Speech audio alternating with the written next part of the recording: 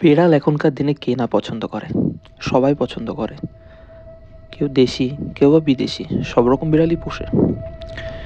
কেউ তো এমনও আছে যারা কালো বিড়ালকেও বাড়িতে পোষে। অনেকে আবার কালো বিড়ালকে অশুভও মনে করে।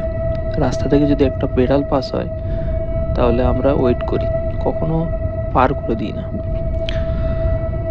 এরকমই অনেকে অশুভ মানে ঠিকই, কিন্তু অনেকে আবার এই বিড়ালের প্রতি এতটাই বিশ্বাস যে তারা জানে যে আমরা যেসব জিনিস খালি চোখে দেখতে পাই না, এই পশু পাখিরা কিন্তু অনায়াসে সেগুলো চোখে দেখতে পায়। আমিও একটা বিড়াল পুষতাম, তার নাম ছিল মিনি।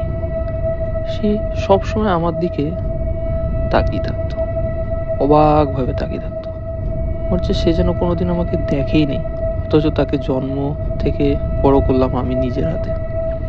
প্রতিদিন সময় মতো খাবার দিই, স্নান করাই, পরিষ্কার পরিচ্ছন্ন রাখি, তাও আমার দিকে হা হা করে তাকিয়ে থাকে।